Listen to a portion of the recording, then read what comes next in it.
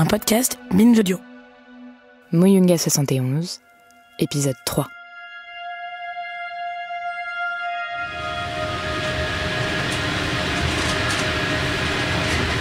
Château de Vincennes. Emmanuel Cortadelas a tenu sa promesse. This train will now terminate here. All change, please. Nous voilà tous les deux devant le château de Vincennes qui abrite une partie du centre d'archives du ministère des Armées. Nous allons chercher ensemble quelle trace officielle a pu laisser cette bataille de Moyunga qui a coûté la vie à son frère et à un autre militaire français il y a près de 50 ans au Tchad. Qu'est-ce qu'on va regarder exactement là? Alors justement, dites-moi. J'ai pas voulu défricher le terrain parce que pour moi je me mets je suis dans une posture très naturaliste. On va dire que je vous suis et puis de toute façon c'est vous qui allez chercher ces archives. Donc moi je suis allé hier après-midi pour voir un petit peu dans quelles conditions je pouvais tourner. C'est un peu compliqué. Alors effectivement, c'est un peu compliqué de faire un tournage dans un lieu qui mêle à la fois le silence d'une bibliothèque et le poids du confidentiel défense. Heureusement que le personnel qui y travaille a bien voulu prendre le temps de comprendre notre démarche. Résultat, je suis autorisé à entrer avec mon micro, à enregistrer Emmanuel, mais pas les archivistes. Pas de souci, ça me va. Pour le reste, je ne sais pas. Donc je leur ai dit que je les ai prévenus, je venais avec vous et puis que vous allez chercher des archives familiales et puis que vous alliez voir, parce que j'imagine qu'il y en a qui sont disponibles, d'autres pas, d'autres qu'il faudra peut-être demander, il faudra peut-être revenir, enfin je vois à peu près comment ça fonctionnait, mais je ne sais pas ce qui sera disponible immédiatement, ce qui sera peut-être confidentiel, ce qui sera peut-être sur dérogation, enfin à mon avis il y a un certain nombre de choses. Ça se trouve on n'aura rien du tout aujourd'hui, mais ça se trouve on va être obligé de revenir, je ne sais pas s'il y a des archives ailleurs, voilà. Alors on y va ? Allez, allons-y. Bonjour, on va aux archives de la Défense.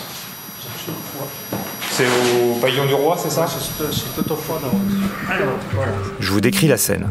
Il faut traverser toute la cour pour arriver au pavillon du Roi, où sont concentrées les archives qui proviennent aussi bien du ministère de la Défense, des Trois Armées, de la Gendarmerie. Et puis pour vous donner une idée, le volume des archives représente 300 km linéaires, un Paris-Rennes quoi. On entre dans le pavillon. Il faut montrer patte blanche, laisser ses affaires dans un casier, tout ce qui est électronique est particulièrement surveillé, et monter au 2e étage à l'accueil scientifique, où des spécialistes vous aident dans les premières étapes de vos recherches. Vous arrivez avec des dates, des noms, des lieux, des événements, et ils vous trouvent des références des documents susceptibles de vous intéresser. Mon père était général dans la première opération qui a eu lieu au Tchad dans les années 69-72. C'est lui qui commandait le dispositif là-bas. Donc général Cortadelas, C-O-R-T-A-D-E-2-L-A-S. Mon frère était aussi à l'époque sergent-chef donc, dans le Tchad, et il a été tué donc au Tchad, mon frère, sous le commandement de mon père. Bon. Et je suis en train de faire des recherches sur les circonstances exactes de l'épisode qui a abouti à la mort de mon frère. Donc, c'était le 21 janvier 71 dans le Tibesti, dans le nord du Tchad, à un endroit qui s'appelle Moyunga. Voilà, donc je cherche à voir si on peut trouver de la documentation sur cette opération donc, qui a eu lieu aux alentours du 21 janvier 71, donc dans cette zone du Tibesti. Et en fait, c'est là qu'on se rend compte que le champ des recherches est bien plus vaste et bien plus compliqué qu'on ne l'imaginait. Je vous résume la scène qui a bien pris 1 heure. Il était sergent-chef. Non, c'était peut-être régiment interarmes d'outre-mer, peut-être. C'est interarmes, c'est ça ? 6e RIAOM, 71. Janvier 71. Et à qui on l'a fait la demande ? Oui, bien sûr. Il faut croiser les infos. D'accord.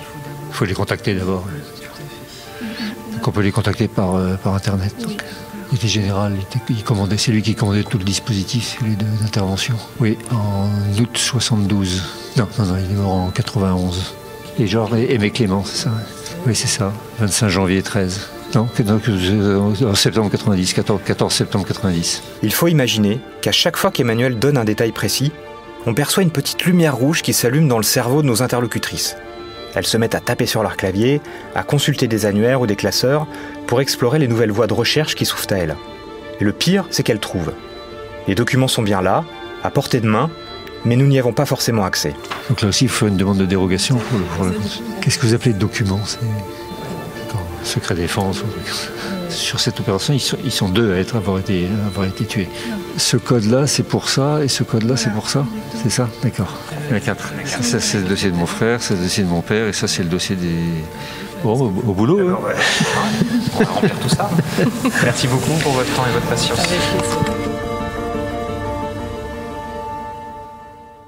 Résultat, nous n'avons rien à consulter dès à présent.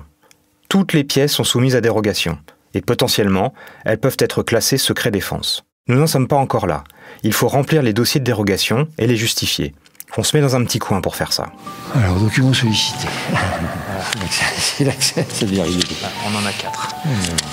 Là, c'est sur votre frère. Mon frère, puis ça, c'est effectivement ça sur le... Bon, je vais voir. Je vous mettrai en copie des envois de toute façon. Ouais, d'accord. Et puis quand vous avez une réponse, je vous dis. Vous me dites et puis on continue. Puis, voilà, on continue. La réponse, elle, arrivera sous 2 mois. Et c'est là qu'on saura si Emmanuel est autorisé à consulter tout ou partie de ses archives. Il y a aussi 2 autres pistes, du côté des archives des victimes des conflits contemporains basés à Caen et du centre des archives du personnel militaire à Pau qui conserve le dossier personnel de Bertrand. Emmanuel va se charger de les contacter. Bon, on n'a pas vu grand-chose, mais on a des pistes. On a des pistes. Ouais. Vous aviez jamais fait cette démarche-là? Non. Je ne savais pas trop que ça existait. Si jamais j'ai d'autres idées d'endroits où aller, je vous faites signe. Je vous fais signe. Parce qu'effectivement, j'ai d'autres idées. Tout à l'heure, Emmanuel m'a glissé une anecdote qui m'a interrogé. On parlait de l'endroit où est enterré son frère dans les Alpes de Haute-Provence. Et il s'est passé quelque chose de bizarre. Et le monument aux morts, il est... Alors, le monument aux morts est sur la place du village. C'est le monument aux morts de la place du village. C'est le monument du village. Ils ont rajouté un petit... Et c'est à Thouars aussi? À Thouars aussi, oui. D'ailleurs, ça avait donné lieu à un scandale parce qu'il y avait des... Bon, c'est une décision du conseil municipal qui a décidé d'inscrire sur le monument aux morts du village le nom de mon frère, etc. Et puis quelques temps après, il y a des oiseaux qui sont allés le peindre en rouge. À cause de ça? Enfin, peindre en rouge, non, pas tout le monument, l'endroit de mon frère. Donc lié à cette... C'était très ciblé sur mon frère. Sur votre frère ou sur le côté intervention en Afrique? Oui, enfin bon, comme c'était le seul il y avait un type qui était mort en Algérie et puis le reste c'était 14-18 et 39-45 si vous voulez. Donc, il y avait une ligne pour un mec en Algérie puis une ligne pour mon frère. Et ils avaient badigeonné en rouge la ligne de mon frère. Alors, le conseil municipal a juste raison, s'était senti vexé quoi. Parce que c'était comme une décision du conseil. Bon, mes parents bien sûr ils en avaient beaucoup souffert. Et puis, il y a autre chose qui m'a troublé. Lors de notre première rencontre, Emmanuel m'a lâché ça. J'ai un ami actuellement qui est un ancien général d'aviation, à qui j'ai un peu raconté tout ça. Il m'a donné des noms de types qui étaient dans ces opérations-là, je veux dire, à l'époque. Et il m'a dit, tiens, si... je me suis dit que c'était pas la peine d'aller creuser encore ces affaires-là. Et ce jour-là, à Vincennes, sa version n'est pas tout à fait la même, bien moins indifférente à la recherche de la vérité. Il a bien essayé de contacter les numéros de téléphone qu'on lui a fait passer. Il n'a pas fait comme si ça n'existait pas. Il avait creusé, puis il m'avait trouvé le nom de 2 types qui faisaient partie de la LAT, la Légion légère de l'armée de terre, à cette époque-là, et qui avaient participé aux opérations. J'ai essayé de téléphoner, j'ai jamais réussi à les avoir, les mecs. En fait, je commence à penser que lui et moi cherchons la même chose, et que nous allons la trouver ensemble.